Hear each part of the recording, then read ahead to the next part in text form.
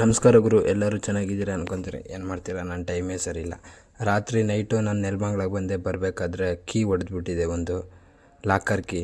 ನೋಡಿ ಎಷ್ಟು ಬೆಂಡಾಗಿದೆ. ಏನು ಮಾಡ್ತೀಯ? ಅವಳನ್ನ ನೋಡಿದ್ರೆ ಟೈರೇ ಹೋಗ್ಬಿಟ್ಟೈತೆ ಅಂತಾನೆ.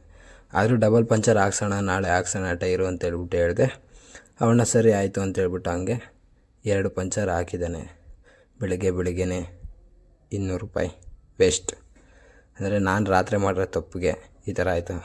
ಅಲ್ಲಿಂದ ಬಂದು ಸ್ವಲ್ಪ ಟಿಫನ್ ಮಾಡಿಕೊಂಡು ಸ್ವಲ್ಪ ಇವನು ಇವಾಗ ಎದ್ದಿದ್ದಾನೆ. ಆದರೂ ಟಿಫನ್ ತಿಂತವ್ನು, ಮಕ್ಕ ತೊಳಿಲಿಲ್ಲ, ಏನಿಲ್ಲ. ಹೀಗೆ ಮಾತಾಡ್ಕೊಂಡು ಕೆಲ್ಸಕ್ಕೆ ಬರೋದವೆಲ್ಲ ಮಾತಾಡ್ಕೊಂಡು ನೋಡಿ ಹೆಂಗೆ ನಗ್ತಾನೆ. ಹಾಗೆ ಮಾತಾಡಿ ಎಲ್ಲ ಆಯಿತು. ನಮ್ಮದು ಸ್ವಲ್ಪ ಹೊರಗಡೆ ಕೆಲಸ ಇತ್ತು, ಕೆಲಸ ನೋಡೋದಿತ್ತು. ಹಂಗಾಗಿ ಹೊರಗಡೆ ಬಂದೆ. ಇಲ್ಲ ಸ್ವಲ್ಪ ಚೆನ್ನಾಗಿತ್ತು ಅಂತೇಳ್ಬಿಟ್ಟು ವೀಡಿಯೋ ಶೂಟ್ ಮಾಡಿಕೊಂಡೆ.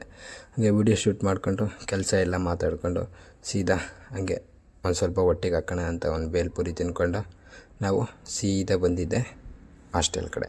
ಇವತ್ತಿನ ಲಾಗ್ ಇಷ್ಟ ಆಗಿತ್ತು. ನಾಳೆ ಸಿಗ್ತೀನಿ ಫ್ರೆಂಡ್ಸ್, ಬಾಯ್.